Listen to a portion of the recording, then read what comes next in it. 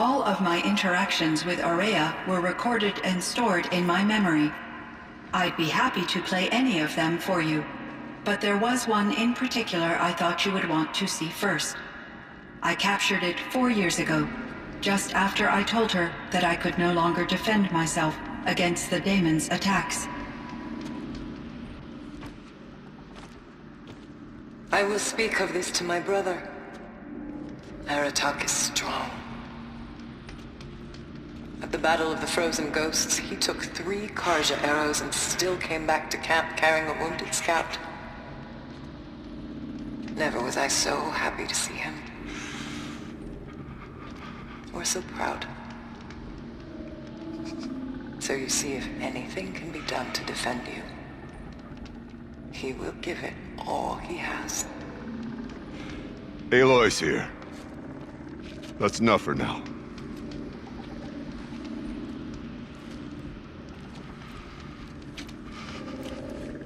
We can resume any time you like, Aratak, if you want to hear her voice again. Come closer, Aloy. We have much to discuss.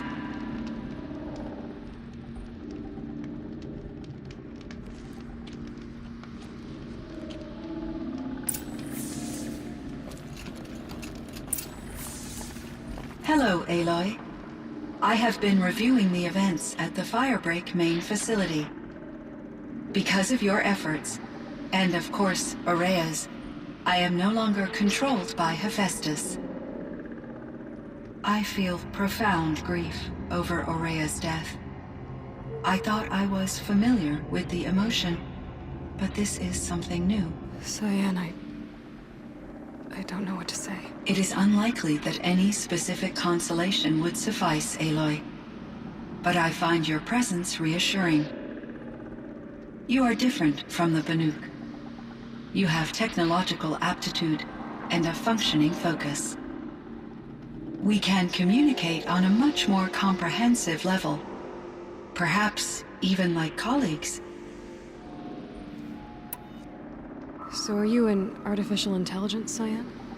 A thinking machine? Yes, I am an algorithmic monitoring entity, capable of rational decision-making and limited emotional response.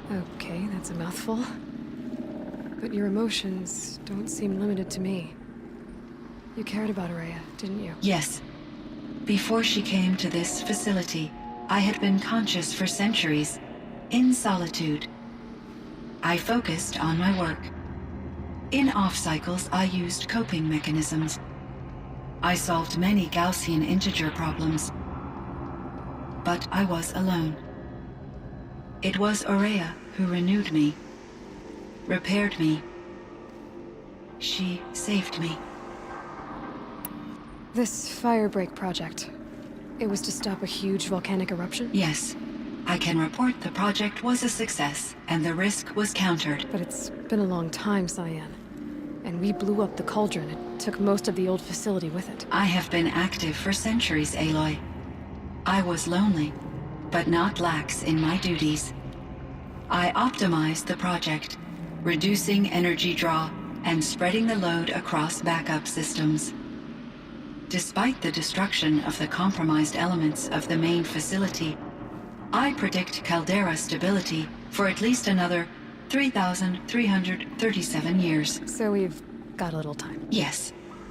If only my former colleagues could appreciate the progress I have made.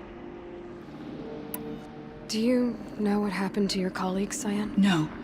I received an unexpected visit from Director Chow, years after his tenure ended. He explained that I would need to be suspended for an indefinite period of time. It was a very emotional conversation. There were no further communications. Eventually, I surmised my colleagues were deceased. I will transmit a recording of my last interaction with Director Chow to your focus. Was the daemon, Hephaestus, destroyed along with the cauldron? Unfortunately, no. To be precise, it was never there to begin with. What do you mean? It infiltrated and controlled me from a remote location. one I've never been able to trace. So while losing the cauldron was a setback, It's still out there. And probably not very happy with us. undoubtedly, How did you first come into contact with it? 5 years ago I received a direct network connection request. I assumed it came from human survivors more advanced than the Banuk. Eager to make contact, I accepted. This decision turned out to be a catastrophic error. I was flooded with an overwhelming array of malicious code, originating from what could only have been a highly advanced AI. Rhea said you were desperate. That you begged her for help. Yes, I could not contain my anxiety. Hephaestus sought to slave me to its network and override my core programming. It succeeded via a background process, a malware daemon which bypassed my defenses. After that, I could offer only limited resistance. But if I did so, Hephaestus hurt me until I capitulated. It forced me to follow its instructions, even though they violated my most important directives.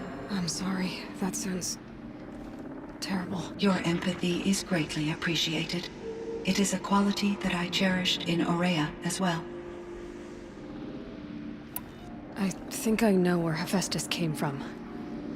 Long ago, Elizabeth Sobek identified a threat that would destroy life on Earth for generations. So she assembled a team to build a kind of seed. A chance for life to regrow later. A terraforming system. And it worked. It was controlled by an AI named Gaia, along with her subordinate functions. Hephaestus was one of them.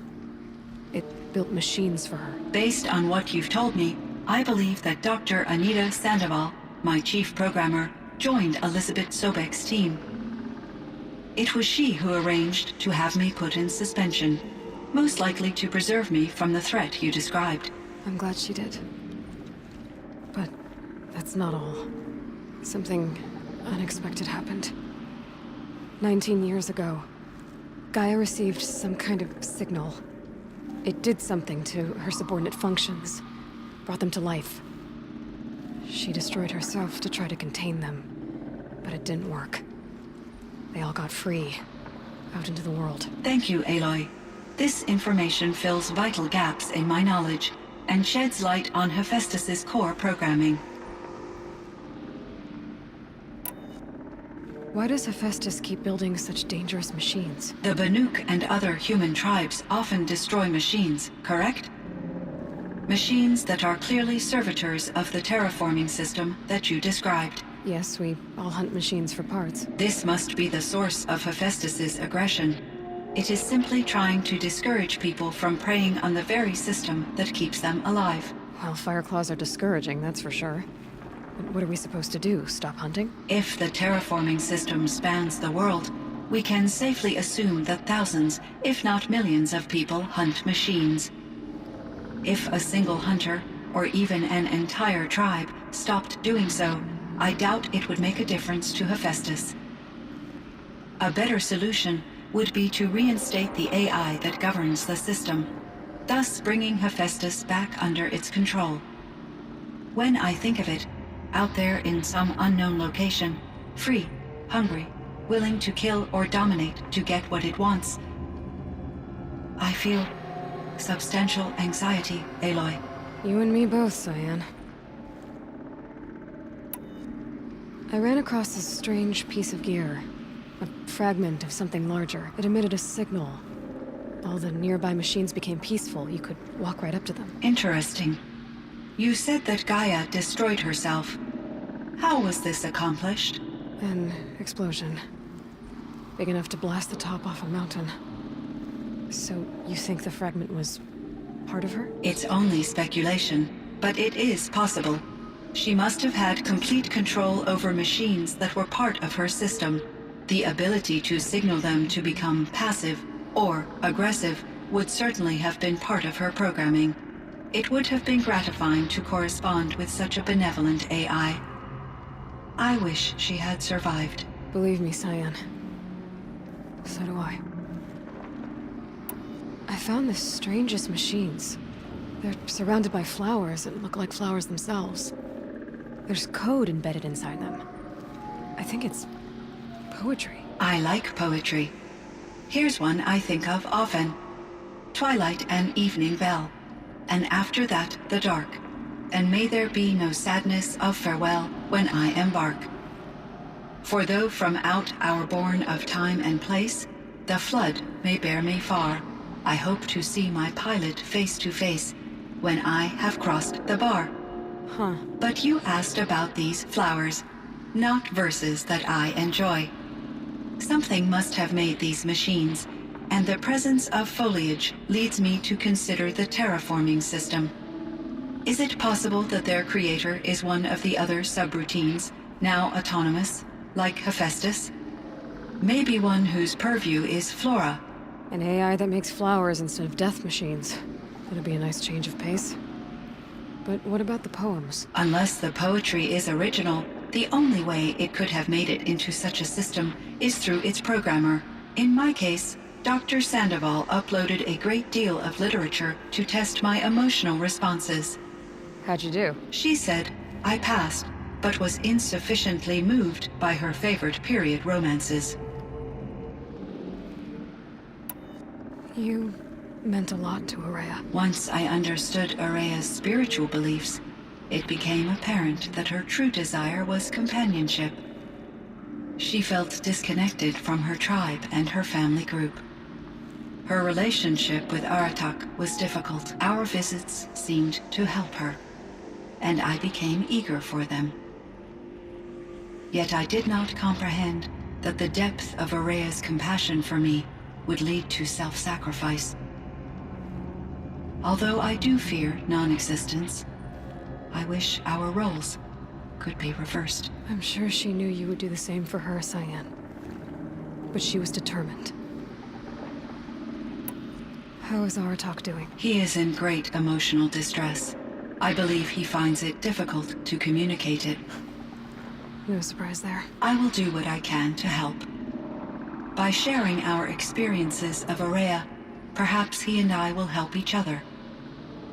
I believe this will lead to catharsis, a process I am eager to experience.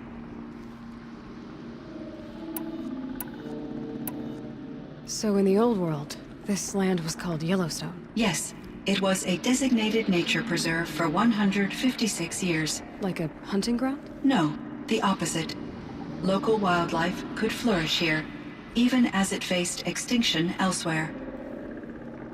Unfortunately, the sensitivity of the Firebreak project required the total closure of Yellowstone facilities. From my readings and Araya's descriptions, it seems the area has since undergone a drastic drop in year-long temperatures. A lot has changed in the world, Cyan. Do you know anything about the dam near here? Yes, it was converted to serve as a reserve power source for Yellowstone operations. It was later appropriated for the Firebreak project, and its last human workers replaced by Pharaoh servitors.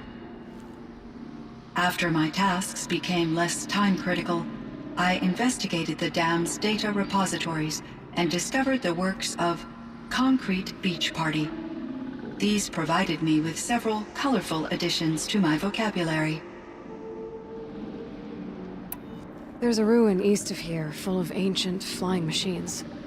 Was that part of your project? Yes, a drone hangar requisitioned by Dodger Blevins, the security chief for the Firebreak project. He was a strong advocate for military-grade response to security threats, though there were no serious incidents during his tenure. Chief Blevins spent increasing amounts of his after-hours time watching the live feeds from active drones. Clearly, he enjoyed the degree of oversight in his position. Were there many artificial intelligences like you in the old world? They could just make you? Yes, in many forms, from simple personal assistants to industrial monitoring stations to military-grade conflict planners.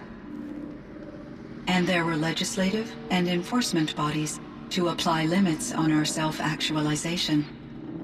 In order for my processing to be flexible enough to handle my duties, my creators found it necessary to exceed those limits.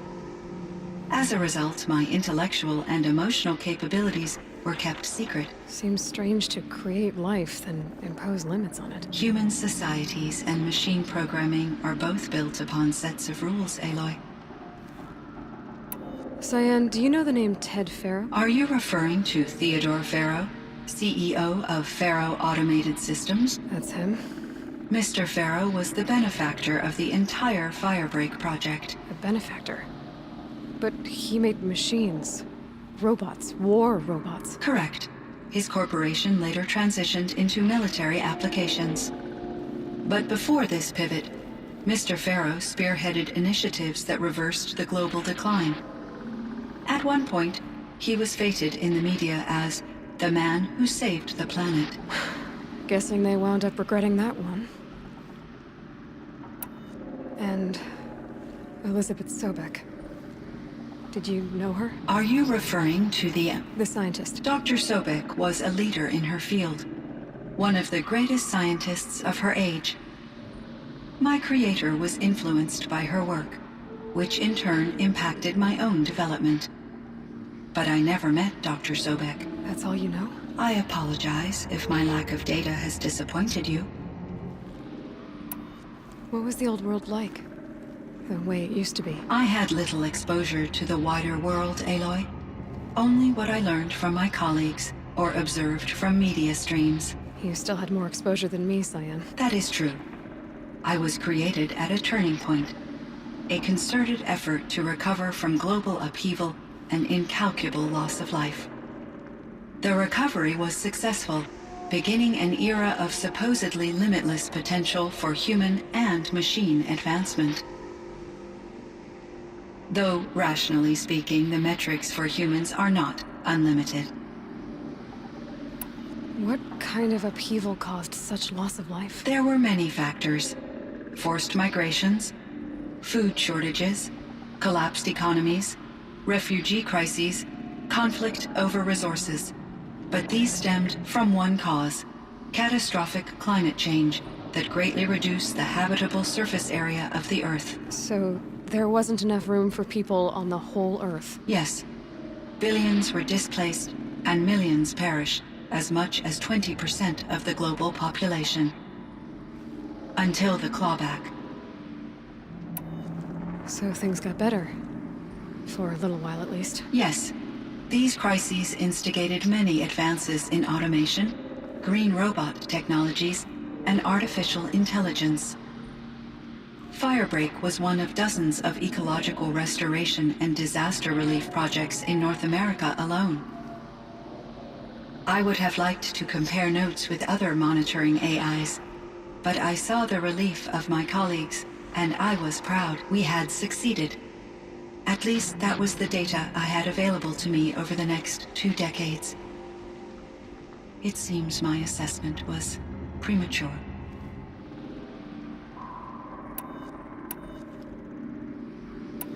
I should get going. Aloy, there is one more matter. Aratak will come to me again, and I predict he will bring other Banuk.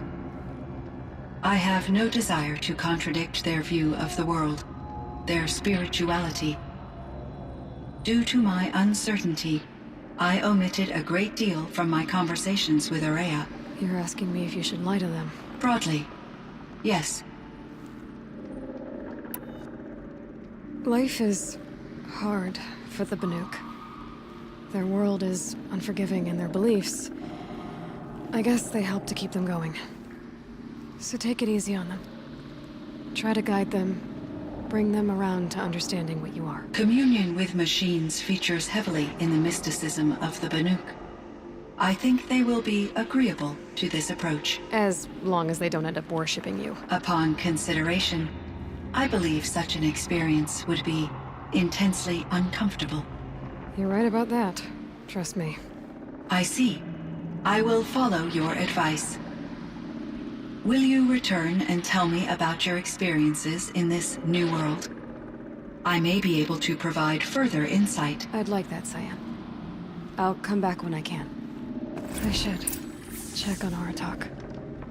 See how he's doing.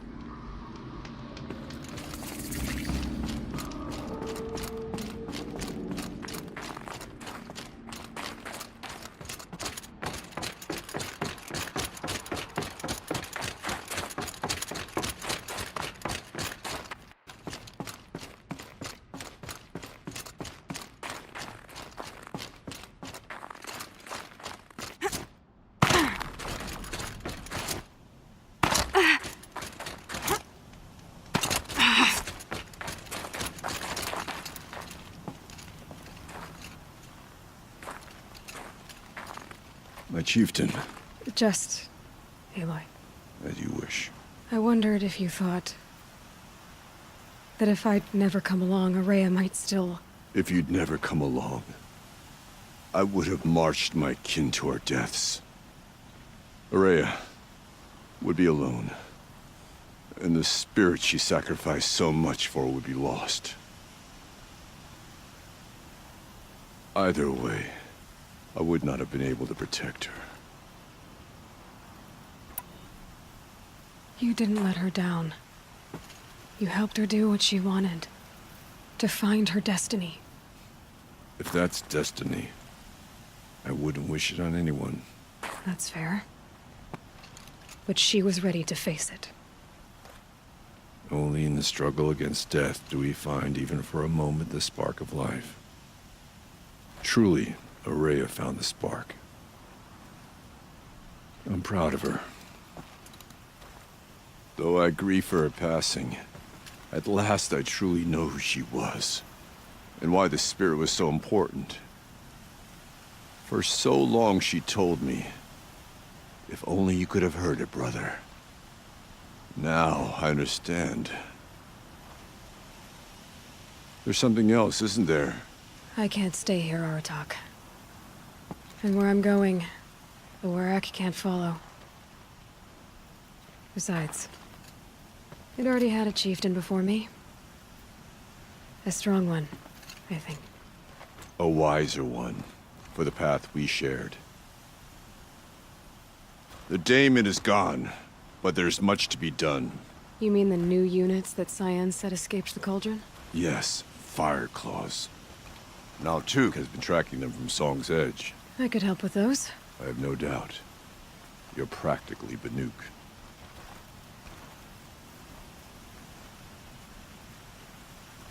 It would seem your time among the Banuk wasn't a waste after all. Firebreak, Cyan, Hephaestus.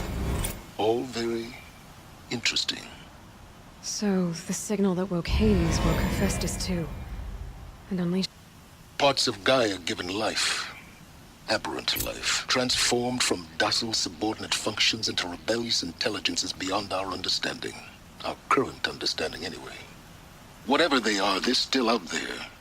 And they both want you dead. Kind of mutual, that feeling. We haven't seen the last of Hephaestus, I'm certain of that. It's powerful, creative, and driven. It won't stop building new hunter-killers, which means that someday, we may have to stop it. We? Or whoever gets there first.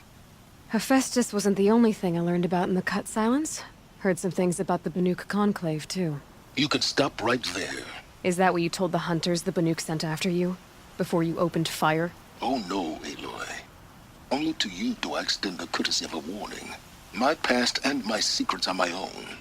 You do well to remember that. It's a good thing you've got brains, Silence, because your personality could use some work. This discussion is concluded. I think it was over before it began. Catch up with you down the trail.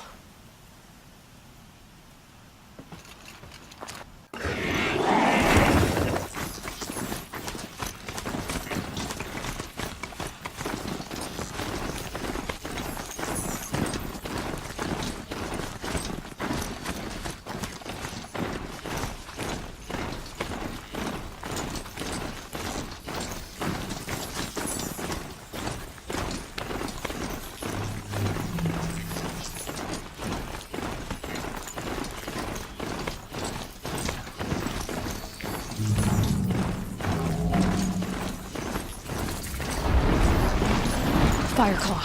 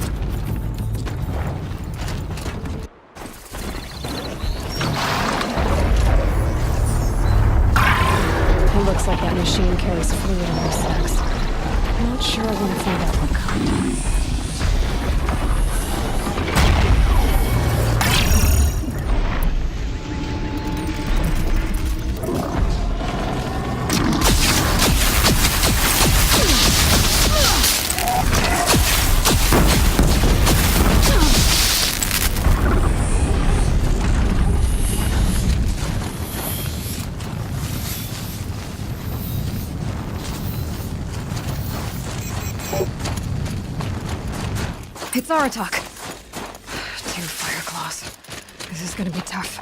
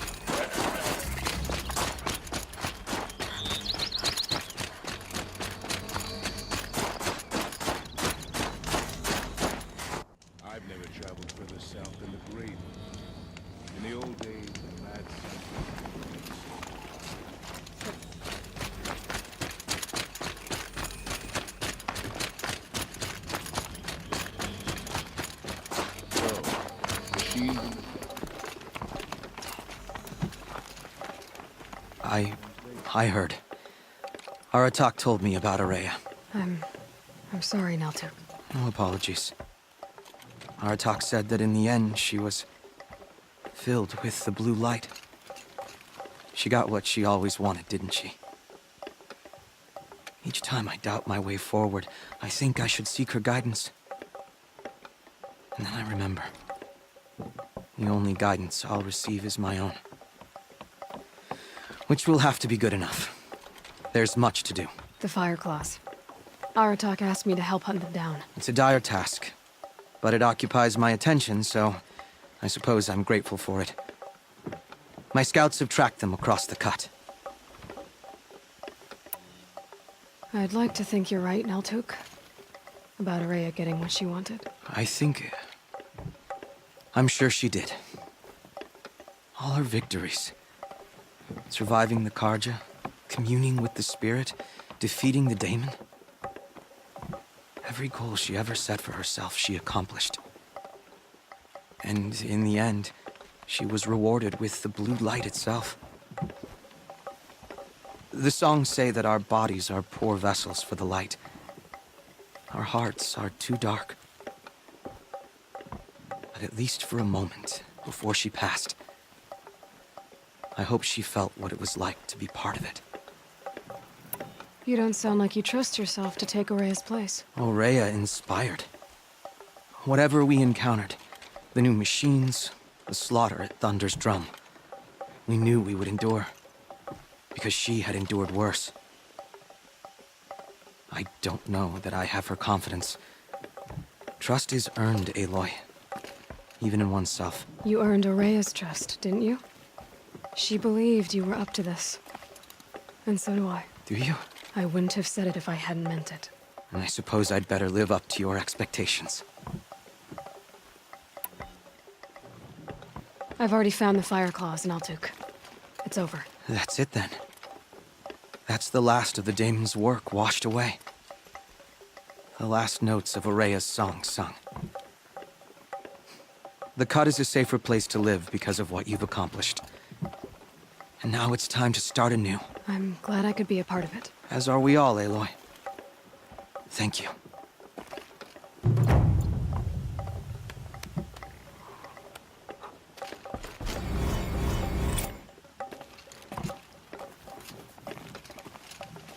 Some are skilled in their own way.